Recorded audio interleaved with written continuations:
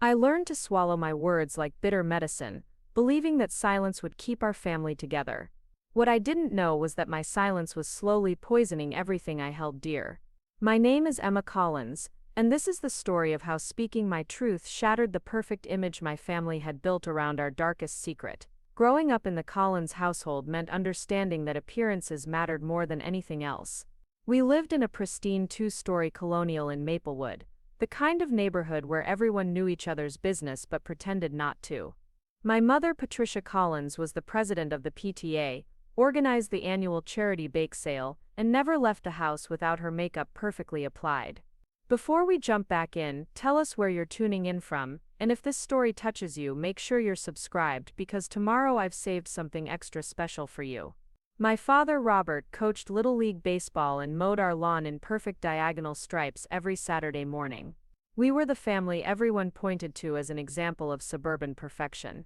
I was 14 when everything changed, though the seeds of destruction had been planted years earlier. It was the summer before my freshman year of high school, and Uncle David had come to stay with us while he looked for a new apartment after his divorce. Uncle David was my father's younger brother, the charming one who always brought expensive gifts and told the best stories at family gatherings. Everyone loved Uncle David. He had this way of making you feel like the most important person in the room when he talked to you. The first time it happened, I convinced myself I had imagined it. We were in the kitchen, and I was reaching for a glass from the high cabinet. He came up behind me, ostensibly to help, but his hands lingered on my waist longer than they should have.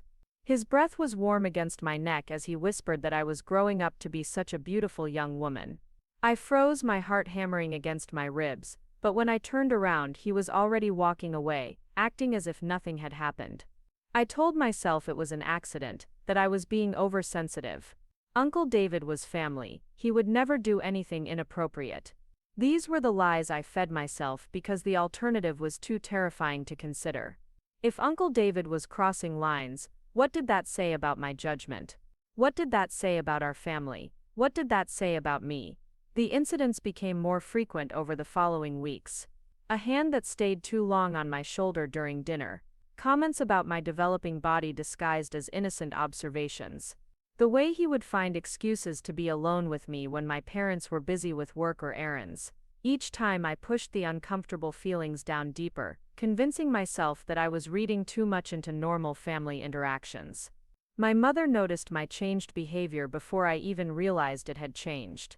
I had become quieter, more withdrawn, jumping at unexpected sounds and avoiding being alone in rooms with any adult male, including my own father. When she asked if everything was all right, I nodded and forced a smile, the same smile I had been perfecting since childhood. The smile that said everything was fine, even when it wasn't. Patricia Collins prided herself on knowing her daughter, but the truth was, she only knew the version of me that she had carefully cultivated.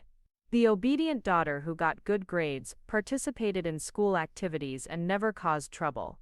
She didn't know about the anxiety that kept me awake at night, or the way I had started changing my clothes in the bathroom with the door locked instead of my bedroom. She didn't notice that I had stopped wearing shorts or tank tops, opting instead for loose-fitting clothes that hid my changing body. The breaking point came on a sweltering July afternoon. My parents had gone to the grocery store, leaving me home with Uncle David. I was in my room, door closed, trying to finish a summer reading assignment for English class. The book was To Kill a Mockingbird, and I was struggling through the heavy themes of injustice and moral courage. The irony wasn't lost on me later, that I was reading about someone finding their voice while I was systematically losing mine. I heard his footsteps in the hallway, the familiar creak of the floorboard outside my door. I had memorized the sound of everyone's footsteps in our house. My mother's quick, efficient steps, my father's heavy, purposeful stride, and Uncle David's slower, more deliberate walk. When the footsteps stopped outside my door, I held my breath, hoping he would continue to his own room. The knock was soft, almost gentle. I considered pretending to be asleep, but the afternoon sun was streaming through my windows, making that lie impossible to maintain. When I opened the door, Uncle David was standing there with 2 glasses of lemonade, smiling that charming smile that had fooled everyone for so long. He asked if I wanted to take a break from studying, suggesting we sit on the back porch where it might be cooler. Something in his voice made my skin crawl, but I couldn't articulate why. I was 14 and still believed that adults, especially family members, always had my best interests at heart. I followed him downstairs and out to the porch, where he had arranged 2 chairs closer together than they normally sat. The conversation started innocently enough. He asked about school, about my friends, about my plans for high school, but gradually, his questions became more personal, more invasive. He wanted to know if I had a boyfriend, if I had kissed anyone, if I was curious about physical relationships. Each question made me more uncomfortable, but he framed them as normal curiosity from a caring uncle who wanted to make sure I was prepared for the challenges of teenage life. When I tried to deflect his questions or change the subject, he would laugh and tell me I was being shy, that it was natural to feel embarrassed about these topics. He moved his chair closer to mine, explaining that he wanted to help me understand what to expect from boys my age, how to protect myself from their intentions. The irony was suffocating, but I was too young and too confused to recognize it fully. That's when he touched me. Not violently, not in a way that would leave obvious marks or clear evidence of wrongdoing. His hand found my knee, then moved slowly up my thigh, while he continued talking about the importance of trust between family members. He told me that this was normal, that he was teaching me things I needed to know, that this was what caring uncles did for their nieces. My body knew what my mind was trying to deny. Every instinct screamed that this was wrong, that I needed to get away, that I needed to tell someone. But his voice was so calm, so reasonable, so familiar. This was Uncle David, who had taught me to ride a bike, who brought me books from his travels, who made everyone laugh at Christmas dinner. How could someone I loved be doing something that felt so wrong? I managed to excuse myself, mumbling something about needing to use the bathroom. Once inside, I locked the door and sat on the floor, my back against the door, trying to make sense of what had just happened. My hands were shaking, and I felt nauseous.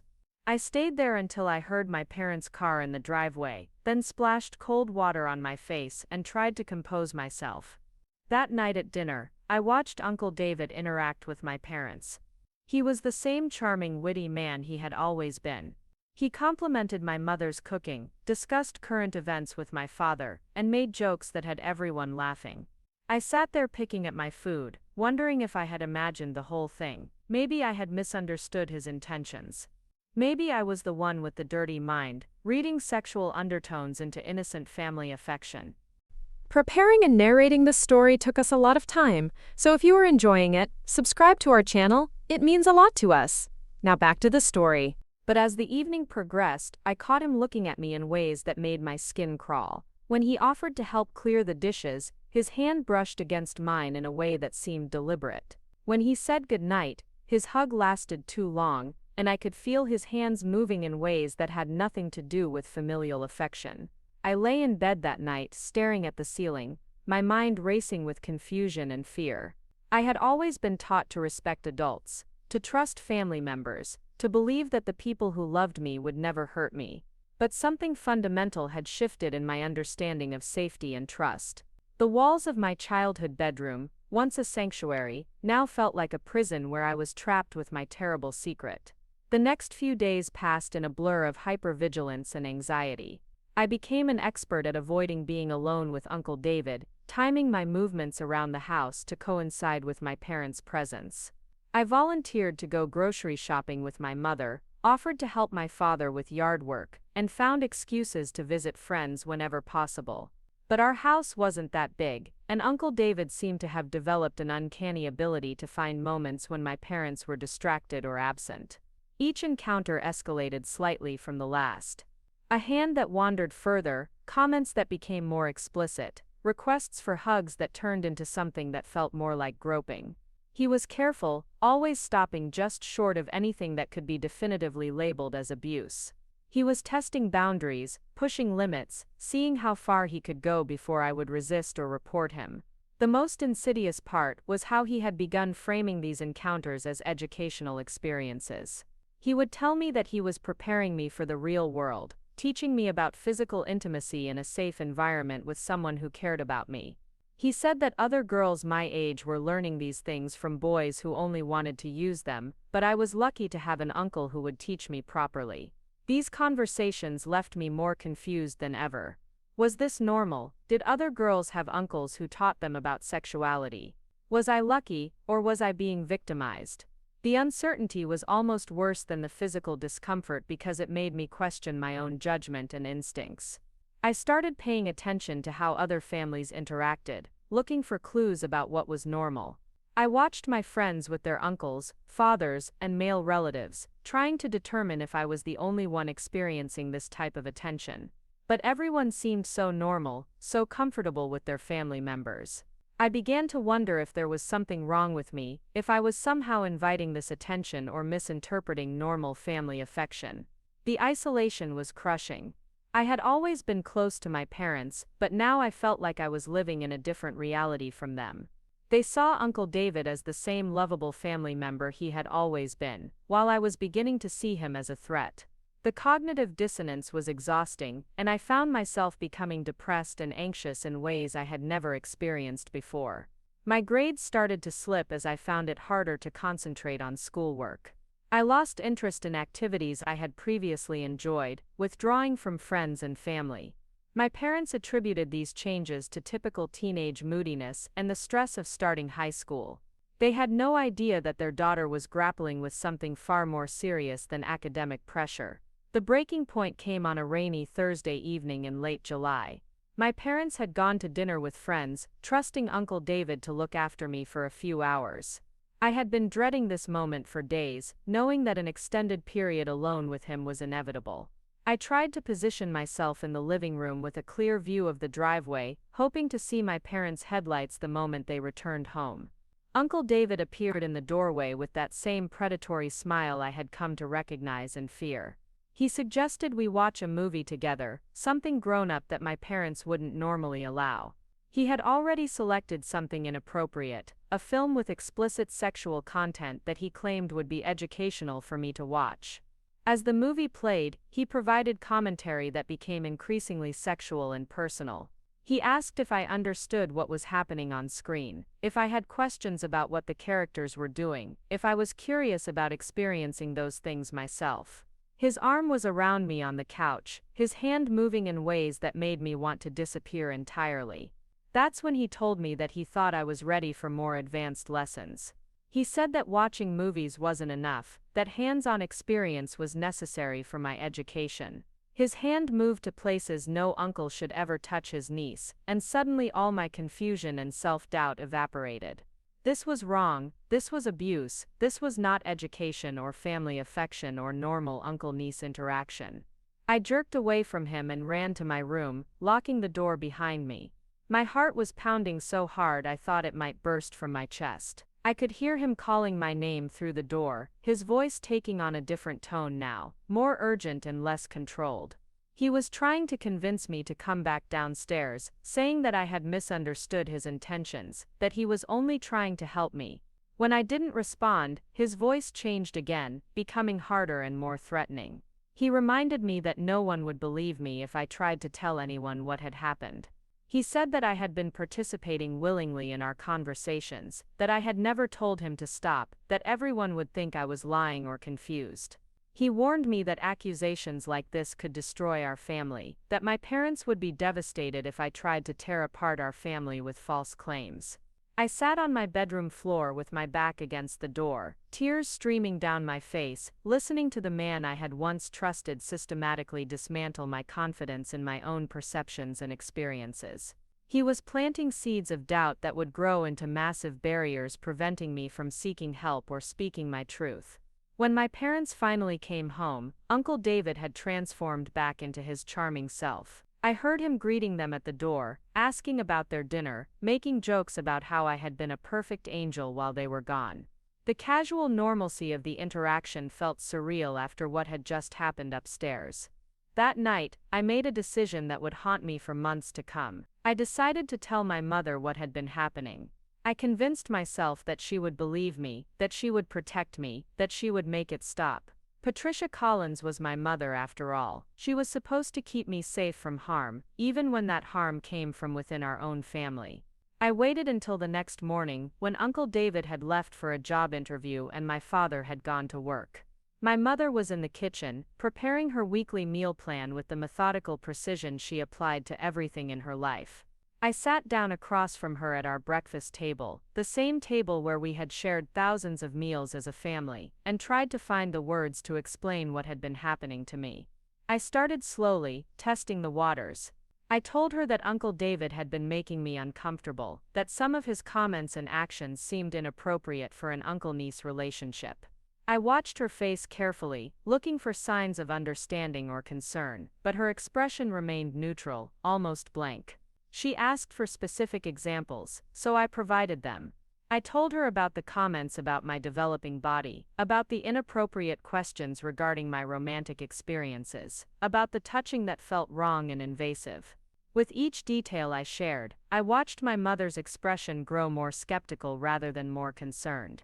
When I finished speaking, there was a long silence.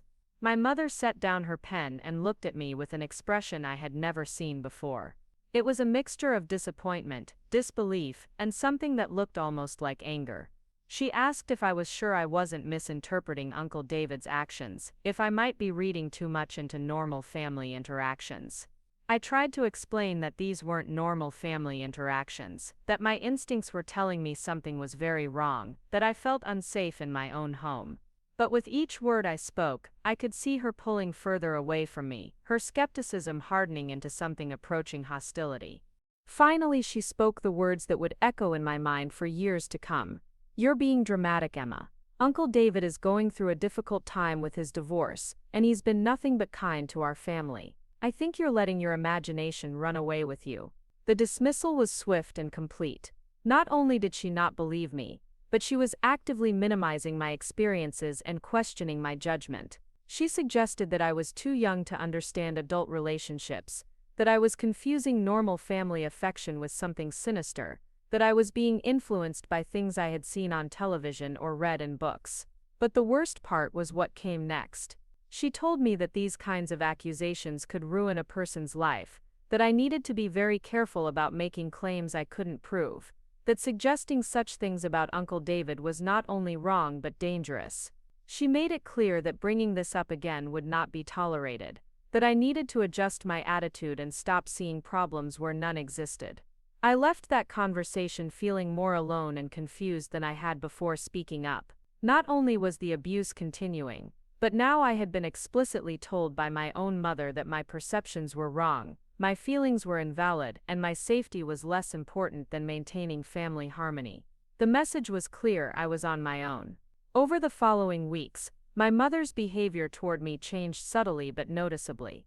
She seemed to view me with suspicion, as if I were a troublemaker looking for attention or a dramatic teenager creating problems where none existed. She began monitoring my interactions with Uncle David more closely, but not to protect me. Instead, she seemed to be looking for evidence that I was misinterpreting his innocent behavior.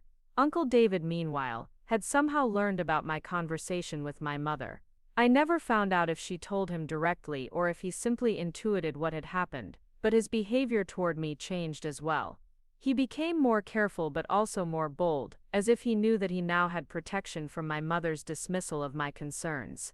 He would make comments within earshot of my mother that sounded innocent to her but carried double meanings that made my skin crawl.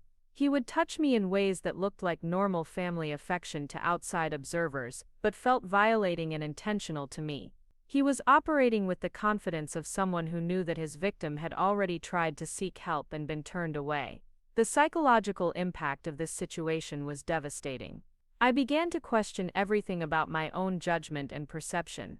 If my own mother didn't believe me, if she thought I was being dramatic or attention-seeking, maybe I really was wrong about what was happening to me. Maybe Uncle David's behavior was normal, and I was the one with the problem.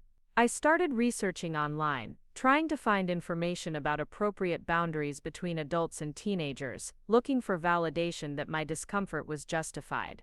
But the internet was a confusing place for a 14-year-old trying to navigate complex questions about consent, family relationships, and abuse. I found information that both supported and contradicted my instincts, leaving me more confused than ever. The isolation was becoming unbearable. I felt like I was living in two different realities, the one where my family functioned normally, and Uncle David was a beloved family member, and the one where I was being systematically violated by someone who was supposed to protect me. The cognitive dissonance was exhausting, and I found myself withdrawing further from everyone around me. School became my sanctuary, the one place where I could escape the tension and confusion of home. I threw myself into my studies with an intensity that worried my teachers, staying after school for extra help sessions and volunteering for additional projects that would keep me away from home as long as possible. My grades actually improved during this period, but it wasn't because I was thriving. It was because school was the only place where I felt safe enough to focus on anything other than survival. My friends began to notice that something was wrong, but I had no idea how to explain what was happening to me. How do you tell your 14-year-old friends that your uncle is crossing boundaries in ways you can't fully articulate? How do you explain that your mother thinks you're being dramatic when you can barely understand the situation yourself? Instead, I made excuses for my changed behavior and pushed away the people who might have been able to help me. The summer dragged on with this new horrible normal. Uncle David's job search was apparently unsuccessful, extending his stay with us indefinitely. Each day brought new opportunities for inappropriate behavior and new reminders that I was powerless to stop it. My mother had made it clear that she considered the matter closed, and my father remained blissfully unaware of the entire situation. I started having nightmares and difficulty sleeping. I would lie in bed listening to every sound in the house, terrified that Uncle David might try to enter my room at night. I began sleeping with a chair pushed against my door, telling myself it was for extra security, but knowing it would do little to stop someone who was determined to get in. The physical symptoms of chronic stress began to manifest in my body. I had frequent headaches, stomach aches, and a persistent feeling of nausea that made it difficult to eat. My mother attributed these symptoms to the stress of starting high school and the normal challenges of adolescence. She never connected them to the situation she had dismissed so thoroughly. As August drew to a close and the start of school approached, I felt a mixture of relief and dread. Relief because school would provide more structured time away from home, but dread because I knew that Uncle David would still be there when I returned each afternoon. The abuse wasn't going away, and I had learned that speaking up only resulted in being labeled as dramatic and attention-seeking. I made a promise to myself as I prepared for my freshman year of high school. I would find a way to protect myself, even if no one else would. I would document what was happening, gather evidence, and find someone who would believe me. I refused to accept that this was my new reality, that I had to endure this treatment because speaking up was inconvenient for my family. What I didn't know was that my attempts to seek help and gather evidence would lead to even more devastating betrayals. The adults in my life had failed me once, and they were about to fail me again in ways that would shatter my faith in the very concept of family loyalty and protection. But that's a story for another day. A story of how a 14-year-old girl learned to fight for her own safety when everyone else decided that the truth was too uncomfortable to acknowledge. The first day of high school felt like stepping into a different universe, one where I could pretend to be normal for 7 hours straight. Walking through those hallways, I wasn't Emma Collins, the girl whose own mother had dismissed her desperate plea for help. I was just another freshman trying to navigate locker combinations and find my classrooms on time. My English teacher, Mrs. Rodriguez, had kind eyes and a gentle way of speaking that made me feel seen for the first time in months. When she assigned our first essay on personal courage, I stared at the blank page for what felt like hours. How do you write about courage when you feel like the biggest coward in the world? How do you discuss bravery when you've been told that speaking your truth makes you dramatic and attention-seeking? Instead, I wrote about historical figures, safely removed from my own reality.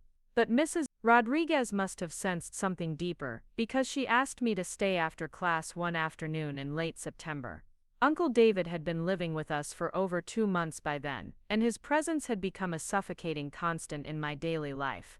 She told me that my writing showed maturity beyond my years, but also a sadness that concerned her. She asked if everything was all right at home, if there was anything I needed to talk about. For a moment I considered telling her everything. The words sat heavy on my tongue, desperate to spill out and finally find a believing ear. But my mother's voice echoed in my mind, warning me about making accusations I couldn't prove, about being dramatic and attention-seeking.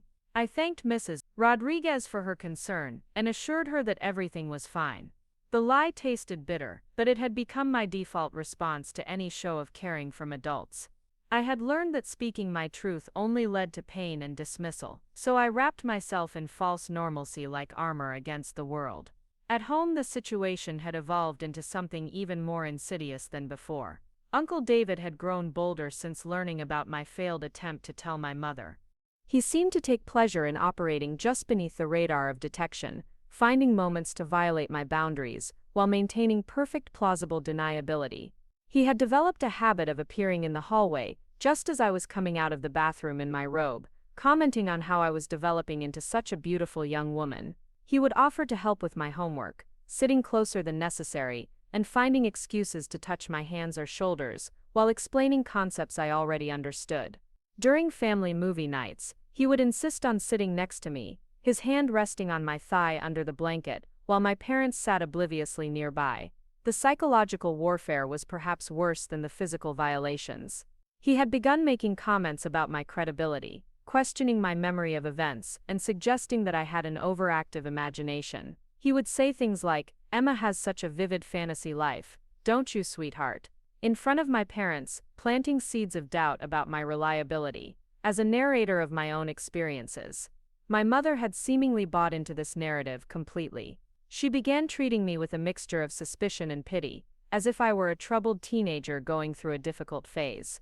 When I expressed discomfort about spending time alone with Uncle David, she would sigh and remind me that he was family, that he was going through a hard time, and that my attitude was becoming a problem. The isolation was crushing. I felt like I was drowning in plain sight, surrounded by people who claimed to love me but refused to see my distress. My relationship with my father became strained as well, not because I had told him anything, but because I had begun flinching away from his attempts at normal parental affection. I couldn't explain that every adult male now felt potentially dangerous without revealing the source of my fear. October brought a new development that would test my resolve in ways I hadn't anticipated. Uncle David announced that he had found a job, but it was in another state and wouldn't start until after the holidays. My parents were thrilled for him, celebrating his good fortune and insisting that he stay with us through Christmas to save money for his move. What should have been news of my upcoming freedom instead felt like a life sentence extension. That night I made a decision that would change everything. I couldn't continue living in this state of constant vigilance and fear.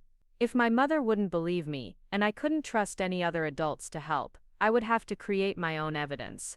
I would document everything, building an undeniable case that even my mother couldn't dismiss as teenage dramatics. I started by writing down every incident I could remember, dating them as accurately as possible and describing them in detail. The process was painful and triggering, forcing me to relive moments I had tried desperately to forget, but it was also empowering in a way I hadn't expected. Seeing the pattern laid out on paper made it clear that this wasn't a series of misunderstood innocent interactions. This was systematic predatory behavior. I began carrying a small notebook with me, making entries immediately after any incident. I documented not just what Uncle David did, but also how my parents reacted when I tried to create distance or express discomfort. The pattern that emerged was one of consistent dismissal and gaslighting, a family system that prioritized Uncle David's comfort over my safety. My grades remained strong throughout this period, partly because school provided escape, but also because I was determined to prove my competence and reliability. If I was going to eventually present evidence of abuse, I needed to establish myself as credible and responsible. I joined the debate team, thinking it would help me learn to argue my case more effectively. I volunteered for the school newspaper, hoping to develop better documentation skills, but the real breakthrough came in an unexpected way. During a health class unit on personal safety, our teacher, Mr. Watson, discussed different types of abuse and the importance of trusted adults. He emphasized that abuse often comes from people we know and trust, that victims frequently aren't believed the first time they speak up, and that persistence in seeking help was crucial. After class, I approached him with what I hoped sounded like academic curiosity. I asked for more resources about recognizing abuse and supporting victims. He provided me with pamphlets and websites, treating my questions as mature interest in an important social issue. I devoured the information, finally finding validation for my experiences and strategies for building a case. One resource mentioned the importance of physical evidence, suggesting that victims document any physical signs of abuse. This posed a challenge, since Uncle David's violations were primarily psychological and emotional, designed to avoid leaving obvious marks. But I realized I could still gather evidence in other ways. I started leaving my phone's voice recorder running, during times when I expected to be alone with Uncle David. The audio quality was poor, and the conversations were often ambiguous, but they captured his inappropriate comments and my obvious discomfort. I took pictures of gifts he gave me that seemed inappropriate for an uncle-niece relationship, jewelry and clothing that felt more like what a boyfriend might give. The most damaging evidence came from my own behavioral changes. I had developed insomnia, anxiety attacks, and a persistent feeling of dread that my family attributed to typical teenage stress. But I began documenting these symptoms in detail, connecting them to specific incidents with Uncle David.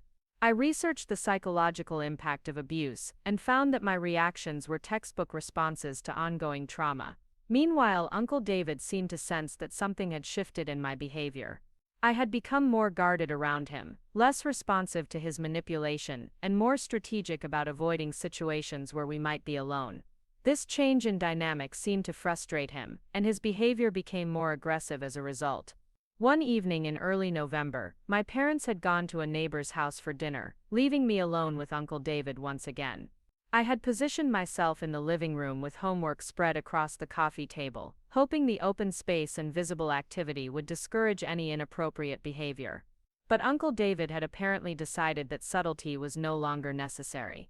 He sat down next to me on the couch, much closer than the available space required, and began asking about my social life in ways that felt invasive and inappropriate. When I tried to focus on my homework and give minimal responses, he physically took my textbook away and set it aside, demanding my full attention for what he called an important conversation about my development as a young woman. The conversation that followed was the most explicitly inappropriate interaction we had ever had. He described in detail what he imagined my romantic experiences might be like, asked invasive questions about my body and my feelings about physical intimacy, and made it clear that he considered himself qualified to provide hands-on education in these areas. Throughout this monologue, he maintained physical contact that became increasingly violating. But this time I was ready. My phone was recording everything, capturing not just his words, but also my clear expressions of discomfort and repeated requests for him to stop. When he moved to touch me in ways that crossed every conceivable boundary, I had evidence of my verbal objections and his complete disregard for my consent. I managed to extract myself from the situation by claiming I felt sick and needed to go to my room.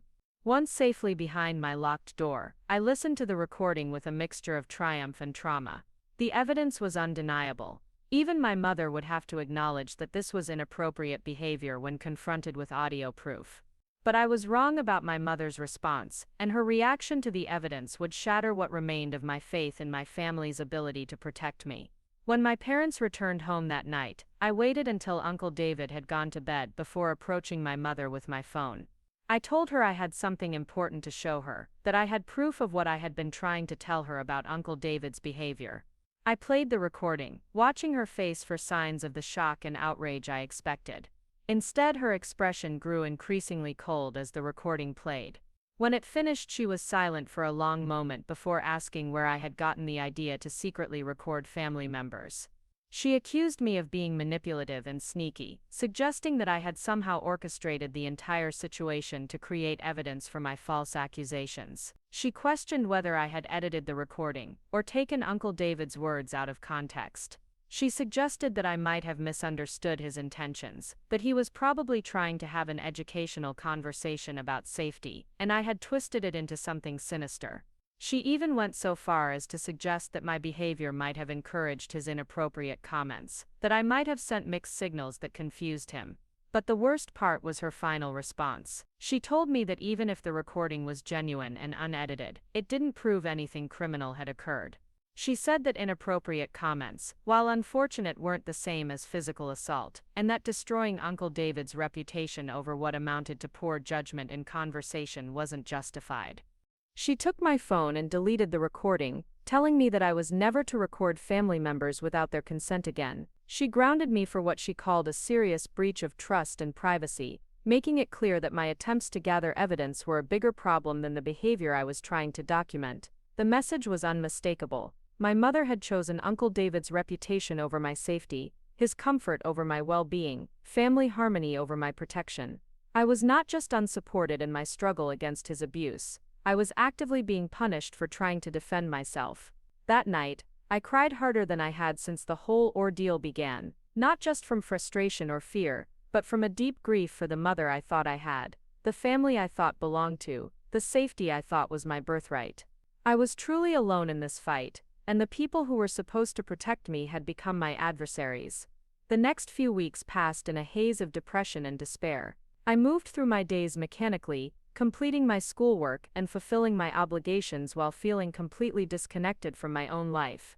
I had played my last card and lost spectacularly. Uncle David was still in our house, still finding opportunities to violate my boundaries, and now he was operating with the explicit protection of my mother's denial. But something began to shift in me during this dark period. The grief and despair slowly transformed into something harder and more determined. If my family wouldn't protect me, I would protect myself. If they wouldn't acknowledge the truth, I would find people who would. If they wanted to call me dramatic, I would show them what real drama looked like. I started researching options beyond my immediate family. I learned about school counselors, hotlines, and mandatory reporting requirements. I discovered that certain adults were legally required to report suspected abuse, regardless of whether my parents believed me. I began to understand that my family's response to my revelations wasn't just disappointing, it was potentially criminal in its own right. December arrived with its usual holiday preparations, but the festivities felt surreal and hollow. Uncle David was still planning to leave after the new year, but those remaining weeks stretched ahead of me like an eternity. My mother had doubled down on the fiction that everything was normal, planning elaborate Christmas celebrations and insisting on family togetherness that felt like torture. It was during the Christmas shopping trip that I made my next strategic error, one that would have consequences I couldn't have anticipated. My mother, Uncle David, and I were at the mall together, and I had excused myself to use the restroom. While there, I overheard two women discussing a news story about a local family where similar abuse allegations had torn apart what everyone thought was a perfect household. One woman commented that she couldn't understand why the victim had waited so long to speak up, why she hadn't told someone sooner if the abuse was really happening. The other woman responded that victims often aren't believed the first time they report, especially when the abuser is a respected family member, and that the psychological manipulation makes it difficult to recognize abuse for what it is. The conversation gave me hope that there were adults who understood the complexities of family abuse, who wouldn't immediately dismiss my story as teenage dramatics. When I rejoined my mother and Uncle David, I was carrying that hope like a small flame of possibility. But Uncle David must have sensed the change in my demeanor, because his behavior over the following days became increasingly erratic and aggressive. It was as if he could feel his time running out and was determined to escalate his abuse while he still had access to me. The psychological pressure became almost unbearable, and I knew I was reaching a breaking point that would force me to take drastic action. The crisis came 2 days before Christmas, during what should have been a joyful time of family celebration. Instead, it became the moment when I would have to choose between my safety and my family's comfort, between my truth and their denial, between protecting myself and maintaining the fiction that everything was fine. What happened that day would force me to leave behind any remaining illusions about family loyalty and protection. It would teach me that sometimes the people who claim to love you the most are the ones most invested in keeping you silent. And it would show me that finding my voice meant being willing to shatter everything I had once believed about home, family, and the adults who were supposed to keep children safe. The morning of December 23rd dawned gray and cold, matching the heaviness that had settled in my chest. My mother was bustling around the kitchen preparing for our Christmas Eve dinner, humming carols as if the world hadn't tilted off its axis. Uncle David sat at the breakfast table reading the newspaper, looking every bit the pleasant houseguest my parents believed him to be. I had made my decision during the sleepless hours of the night before. When school resumed after winter break, I would go to the guidance counselor. I would tell Mrs. Patterson everything, regardless of the consequences. I couldn't survive another month of this psychological torture, and Uncle David's impending departure date felt less like salvation and more like a temporary reprieve before he found other ways to maintain contact with our family. But Uncle David had apparently sensed the shift in my resolve. As my mother bustled about her preparations, he kept watching me with an intensity that made my skin crawl.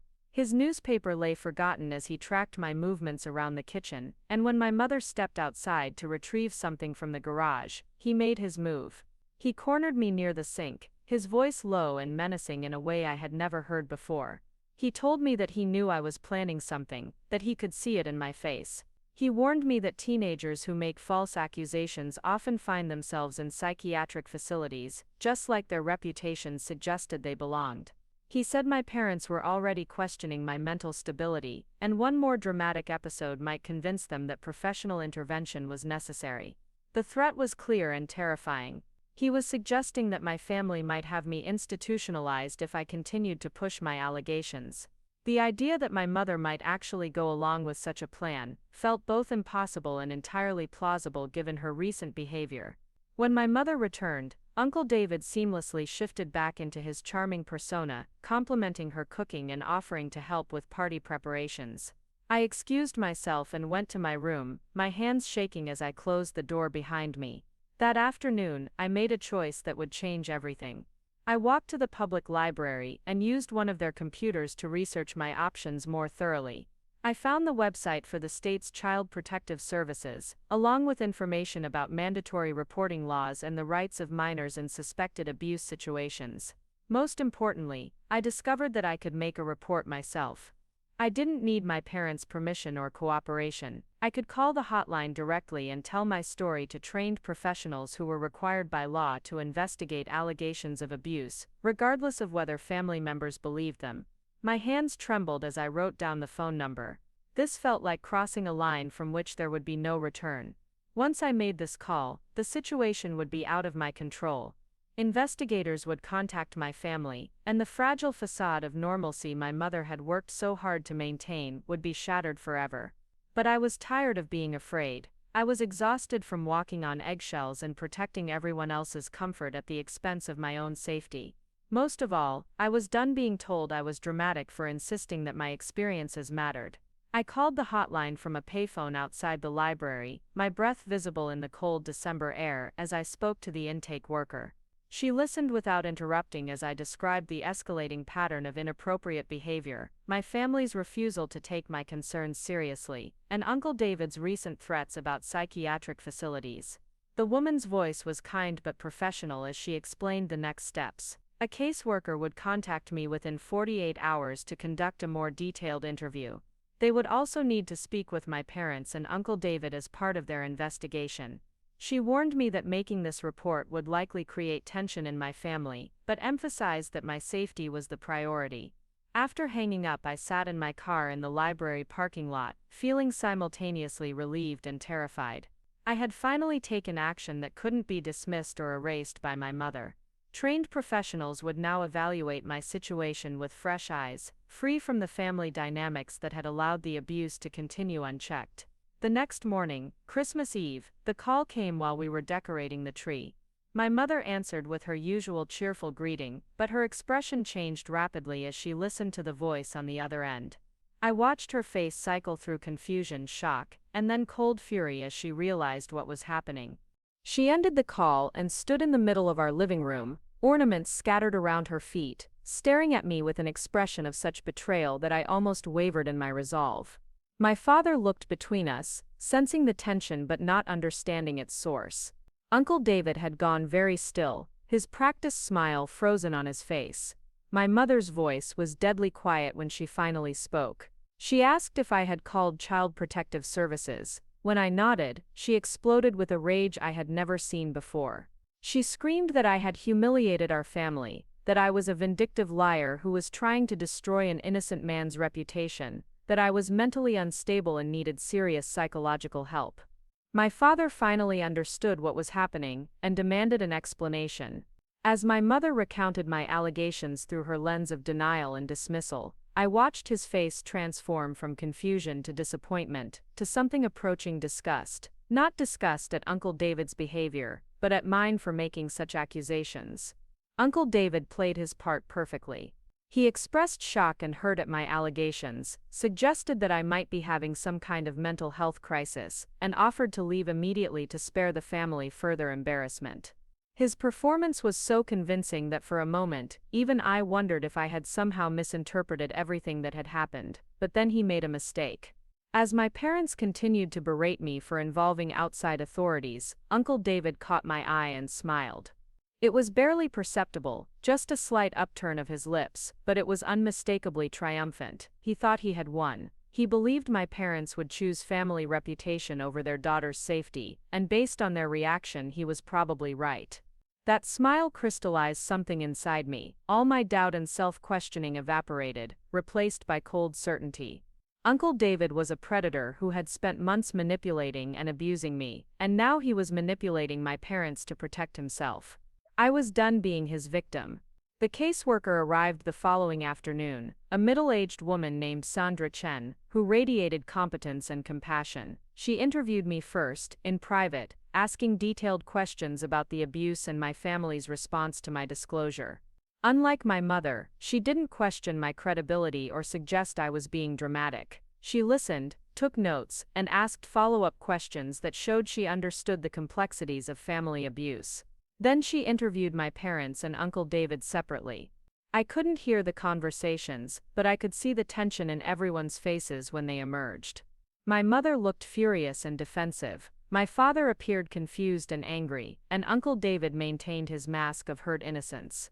Sandra returned to speak with me again, before leaving. She explained that while my allegations were credible and concerning, proving emotional and psychological abuse was challenging without physical evidence or witnesses. However, she was recommending that Uncle David not be left alone with me under any circumstances, and that my family participate in counseling to address the serious communication breakdowns that had allowed this situation to develop. After Sandra left, the house fell into a toxic silence. My parents were barely speaking to me, treating me like I had committed an unforgivable betrayal. Uncle David was packing his belongings, planning to leave earlier than originally scheduled, but he made sure to stop by my room before departing. He told me that I had won this battle but hadn't considered the cost. He said my parents would never trust me again, that I had permanently damaged my relationship with my family over what he called misunderstood affection. He warned me that I would grow up to be a bitter, paranoid woman who saw threats where none existed, just like my accusations had shown. But as he spoke, I realized something profound had shifted inside me. His words no longer had the power to make me doubt myself. I had found my voice, and while the cost had been enormous, I was finally free from the gaslighting that had made me question my own reality for months. The weeks that followed were difficult in ways I hadn't anticipated. My parents enrolled me in therapy, not to address the trauma of abuse, but to fix what they saw as my tendency toward false accusations and attention-seeking behavior. The therapist, Dr. Williams, was initially skeptical of my story, clearly influenced by my parents' version of events. But over several sessions, as I calmly and consistently recounted my experiences, Dr. Williams began to recognize the signs of genuine trauma and family dysfunction. She started asking different questions, focusing on my emotional responses and coping mechanisms rather than the veracity of my allegations. Meanwhile, my relationship with my parents remained strained and distant. They had chosen to believe Uncle David's denials over my disclosures, and that choice had created a chasm between us that might never be fully bridged. They treated me with a mixture of suspicion and pity, as if I were a troubled child they were obligated to care for, but could never fully trust again.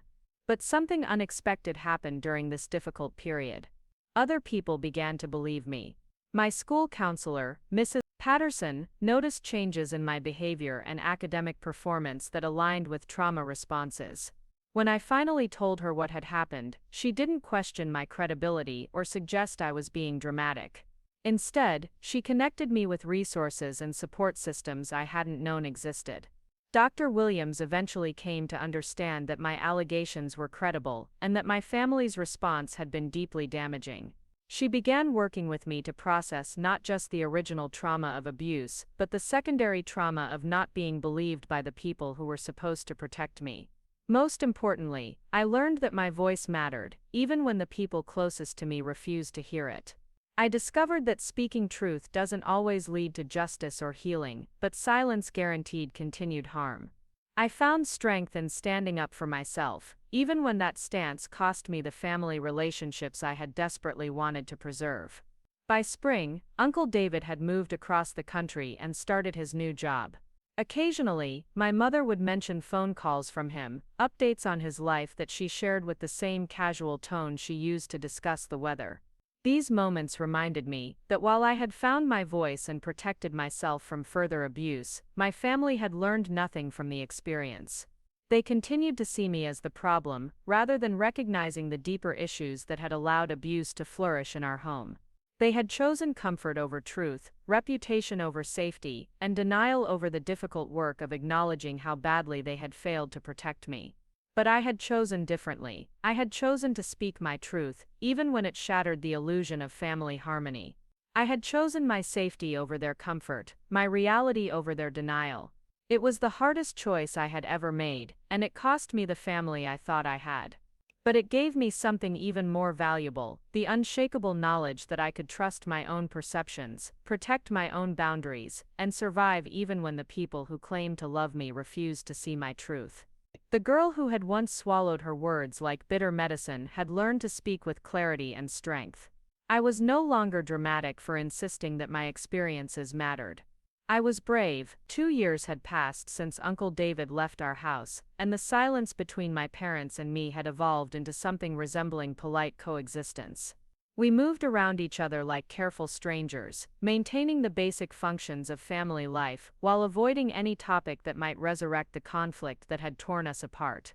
But beneath this fragile peace, I was building something they couldn't see or control, a network of people who believed me, supported me, and helped me understand that my family's response wasn't normal or acceptable. Williams had become more than just a therapist. She was the first adult who truly heard my story, without trying to minimize or reframe it. Through her guidance, I learned to recognize the patterns of manipulation and gaslighting that had made me doubt my own experiences. She helped me understand that my mother's dismissal wasn't about protecting Uncle David as much as it was about protecting her own image of our family, and her role as the perfect mother who kept everyone safe. The revelation that my mother had failed so fundamentally at her most basic parental duty was something she couldn't psychologically tolerate. It was easier to cast me as a troubled teenager with an overactive imagination than to face the reality that she had chosen a predator's comfort over her daughter's safety. This understanding didn't make her betrayal hurt less, but it helped me stop taking responsibility for her choices. My junior year of high school brought unexpected opportunities for healing and growth. I had joined a peer support group for teenagers who had experienced family trauma, and for the first time in my life, I was surrounded by people who understood the complexity of loving someone who had hurt you. These weren't just victims, they were survivors who had learned to navigate the aftermath of family dysfunction while building healthier relationships with people who actually deserved their trust. Through this group, I met Sarah, a girl whose stepfather had abused her for years before her mother finally chose to believe her and take action. Sarah's story showed me what appropriate parental response looked like: immediate protection, unwavering support, and a commitment to justice even when it was inconvenient or embarrassing. Her mother had divorced her stepfather, pressed charges, and entered family therapy to address how the abuse had been allowed to occur in the first place. Seeing this healthy response highlighted just how abnormal my family's reaction had been. Sarah's mother took responsibility for her failure to recognize the warning signs earlier, while my mother continued to insist that I had imagined or exaggerated everything. Sarah's family had grown stronger through the crisis while mine had fractured along lines that seemed irreparable. The contrast became even more stark when I started dating Marcus during my senior year. Marcus was kind, respectful, and patient with my sometimes complicated relationship with physical affection and trust. When I finally told him about Uncle David and my family's response, his reaction was immediate and supportive. He didn't question my story or suggest I might have misunderstood anything. Instead, he expressed anger at the adults who had failed to protect me and admiration for my courage in protecting myself. Marcus's family welcomed me with warmth that felt foreign after years of walking on eggshells at home. His mother, Janet, treated me like the daughter she had always wanted, while his father, Tom, included me in family activities without any of the uncomfortable undertones I had learned to navigate with older men. They showed me what healthy family dynamics looked like: open communication, mutual respect, and unwavering support for each other's well-being.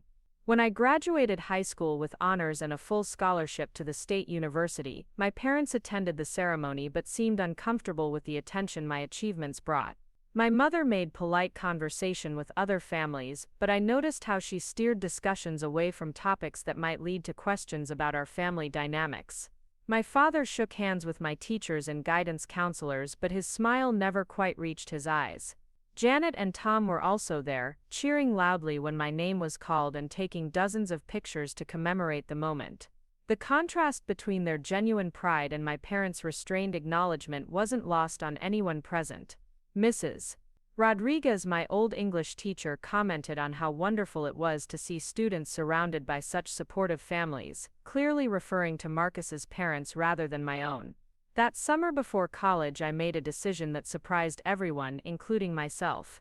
I got a job as a counselor at a summer camp for children from difficult family situations. Many of these kids had experienced abuse, neglect, or family dysfunction that had left them struggling with trust and self-worth. Working with them taught me that healing wasn't just about processing your own trauma, it was about using your experiences to help others navigate similar challenges. The children responded to my calm acceptance of their stories and my refusal to minimize their experiences. They seemed to sense that I understood their reality in ways that other adults didn't. When 8-year-old Lily told me about her uncle who made her feel uncomfortable, I didn't question her instincts or suggest she might be misunderstanding. Instead, I helped her practice telling trusted adults about her concerns, and reassured her that speaking up was brave, not dramatic. When 10-year-old Michael described feeling invisible in his chaotic household, I validated his feelings and helped him identify the adults in his life who did see and value him. These conversations reminded me of my own journey from invisible victim to empowered advocate, and they reinforced my growing sense of purpose. My parents seemed baffled by my career choice, unable to understand why I would voluntarily spend time with troubled children from broken families. My mother made comments about how depressing the work must be, how it might negatively affect my own mental health to be constantly exposed to such difficult stories. She didn't seem to recognize that these children's experiences weren't foreign to me, they were variations of my own story. College brought the freedom I had been craving for years. Living in the dormitory meant escaping the suffocating atmosphere of home, where every conversation felt like navigating a minefield of unspoken resentments and carefully avoided topics. I could finally be myself without constantly monitoring my words for potential triggers or monitoring my behavior for signs that might be interpreted as dramatic or attention-seeking. I declared a major in social work, despite my parents' obvious preference for something more prestigious or profitable. My mother made comments about how I was limiting my options, how I was too smart to waste my education on such emotionally demanding work. She didn't understand that this work felt like coming home to myself, like finally using my experiences for something meaningful and productive. Williams, who I continued seeing through college via video sessions, helped me understand that my parents' discomfort with my career choice was rooted in their own guilt and denial. Every child I helped was a reminder of how they had failed to help me. Every success story I shared highlighted their continued refusal to acknowledge what had really happened in our house. My sophomore year brought an unexpected phone call that would test everything I had learned about standing in my truth. Uncle David was getting remarried, and my mother called to inform me that he would be bringing his new wife to our family Christmas gathering. She presented this as a simple update, as if his presence wouldn't resurrect all the trauma and conflict we had worked so hard to bury. When I expressed my unwillingness to attend any gathering that included Uncle David, my mother's response was swift and predictable. She accused me of holding grudges, of being unable to move past what she continued to characterize as misunderstandings from my teenage years. She suggested that my refusal to forgive and forget was preventing our family from healing and moving forward. But I was no longer the frightened 14-year-old who could be manipulated into doubting her own experiences. I calmly explained that protecting myself from someone who had abused me wasn't holding a grudge, it was practicing healthy boundaries. I told her that healing couldn't occur without acknowledgement of what had actually happened, and since she remained unwilling to validate my experiences, true reconciliation was impossible. The conversation ended with my mother hanging up in frustration, but I felt surprisingly calm afterward. For the first time in my adult life, I had clearly articulated my position without apologizing for my boundaries or trying to minimize my experiences to make others more comfortable. I was no longer willing to sacrifice my well-being for the illusion of family harmony. Marcus supported my decision completely, and we spent that Christmas with his family instead. Janet had prepared special stockings with our names on them, treating me like the family member I had become in their hearts, if not by blood. Tom included me in his traditional Christmas morning pancake preparation, a ritual he usually reserved for his children. Their easy acceptance and inclusion felt like healing balm on wounds I was still learning to tend. My junior year of college brought an opportunity that would change the trajectory of my advocacy work. I was selected for an internship with the state's Child Protective Services Department, working directly with children and families in crisis. The irony wasn't lost on me that I was now working for the same agency I had called as a desperate teenager, but from a position of strength and expertise rather than vulnerability and fear. My supervisor, Maria Santos, was a veteran social worker who had seen every form of family dysfunction imaginable. When I shared my personal connection to the work during our initial meeting, she nodded with understanding rather than surprise. She told me that many of the best advocates were people who had lived through similar experiences, as long as they had done the work to process their trauma and establish healthy boundaries. Working with families in crisis reinforced everything I had learned about the complexity of abuse dynamics. I saw mothers who genuinely couldn't believe their partners were capable of hurting their children, fathers who minimized their own abusive behavior as discipline or tough love, and children who blamed themselves for the dysfunction around them. I also saw families who chose healing over denial, who prioritized children's safety over adult comfort, and who demonstrated what recovery could look like when everyone committed to doing the difficult work. One case particularly resonated with me: a 15-year-old girl named Ashley, who had reported inappropriate behavior from her mother's boyfriend. Ashley's mother initially responded with disbelief and anger, accusing her daughter of trying to sabotage her relationship out of jealousy. The parallel to my own experience was unmistakable, but this case had a different trajectory. Through family therapy and education about abuse dynamics, Ashley's mother came to understand how her own trauma history had made her susceptible to manipulation by predatory men. She learned to recognize the signs she had missed and to prioritize her daughter's safety over her romantic relationships. Watching their relationship heal gave me hope that reconciliation was possible when all parties were willing to face uncomfortable truths. My work with Ashley's family also clarified something important about my own situation.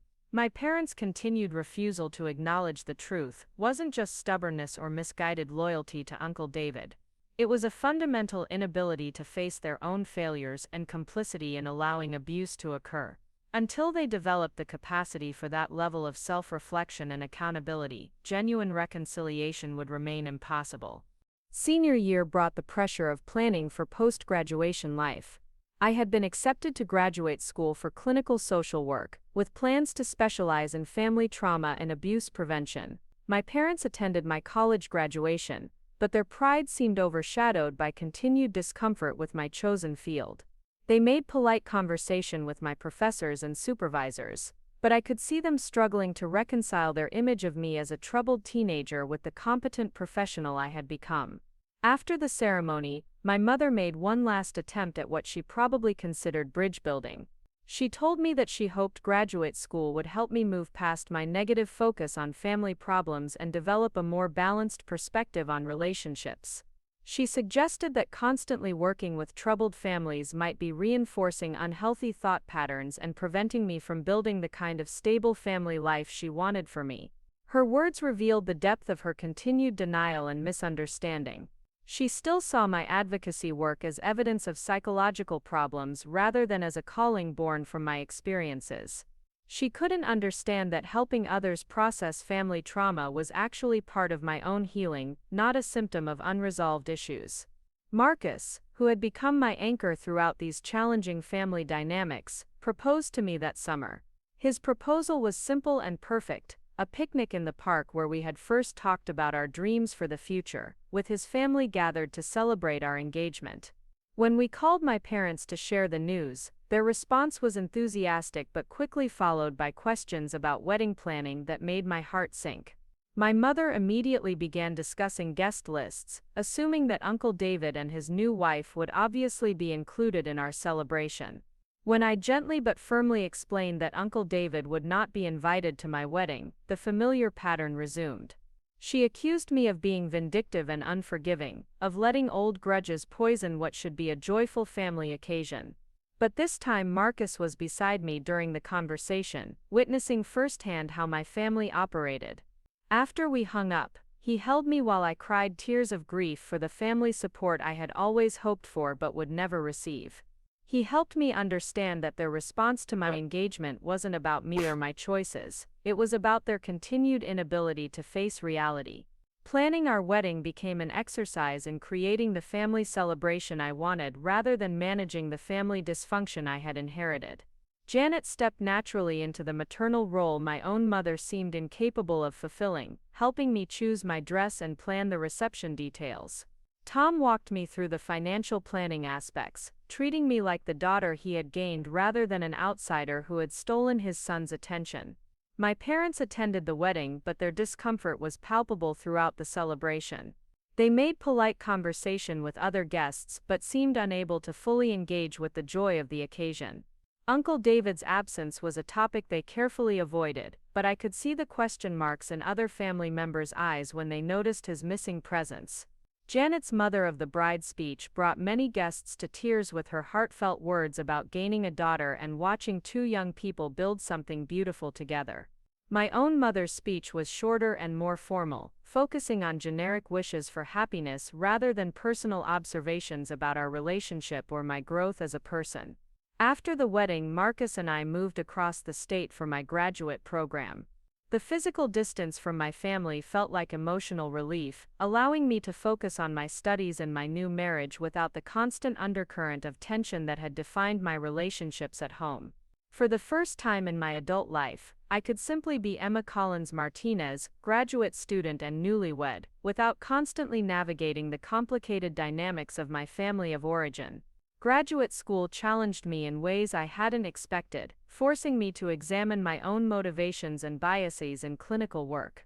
My professors helped me understand how my personal experiences could be both an asset and a potential blind spot in working with families. I learned to use my understanding of abuse dynamics therapeutically while maintaining appropriate professional boundaries. My thesis research focused on the long-term effects of family invalidation on abuse survivors, exploring how denial and minimization by family members created secondary trauma that often lasted longer than the original abuse. The research was deeply personal but academically rigorous, contributing to a growing body of literature about the importance of family support in healing from trauma. The day I defended my thesis, Janet and Tom drove 4 hours to attend the presentation, sitting in the front row and beaming with pride as I discussed my findings. My parents had been invited but declined to attend, claiming work obligations that prevented them from making the trip. Their absence stung, but it no longer surprised me. After earning my master's degree, I was hired by a nonprofit organization specializing in family preservation and abuse prevention. My work involved providing therapy to families in crisis, training other professionals about trauma-informed care, and developing prevention programs for schools and community organizations. Every day brought opportunities to use my experiences in service of helping others, transforming my pain into purpose. 3 years into my professional career, I received a call that would force me to confront the ongoing impact of my family's choices. Uncle David had been arrested for sexual abuse of his stepdaughter, the child of the woman he had married after leaving our house. The victim was 12 years old, the same age I had been when he first started grooming me. The news hit me like a physical blow, confirming what I had always known but others had refused to believe. Uncle David was a predator who had moved on to new victims when I became too difficult to manipulate.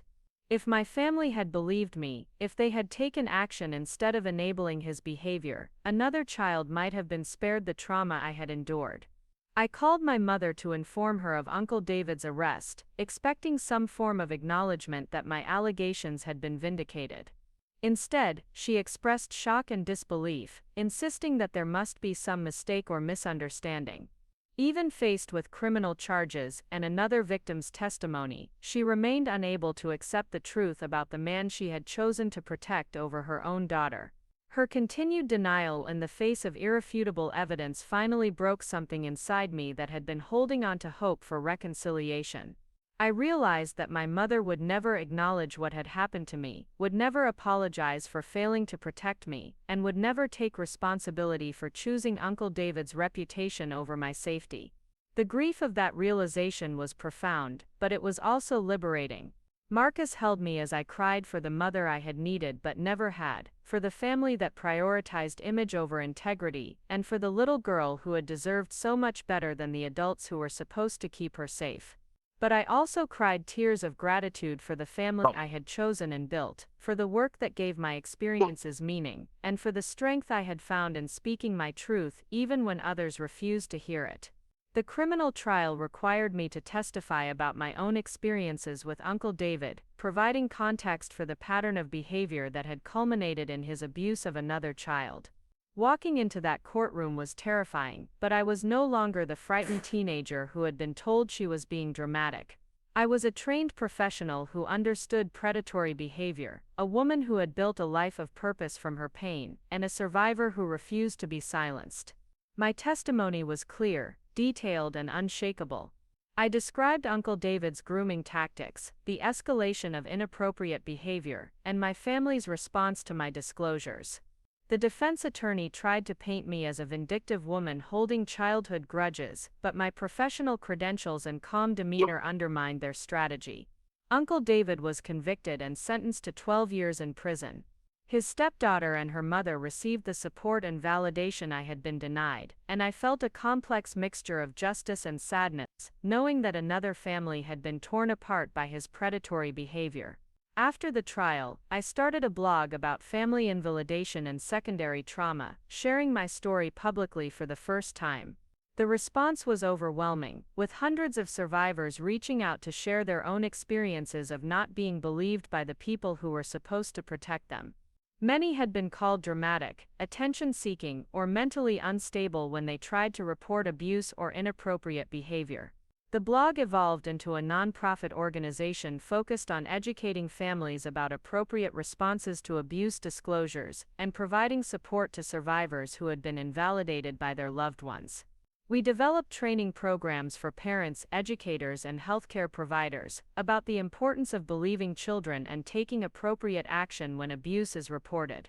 5 years after Uncle David's conviction, I published a book about my experiences titled Not Dramatic: A Survivor's Guide to Family Invalidation and Healing.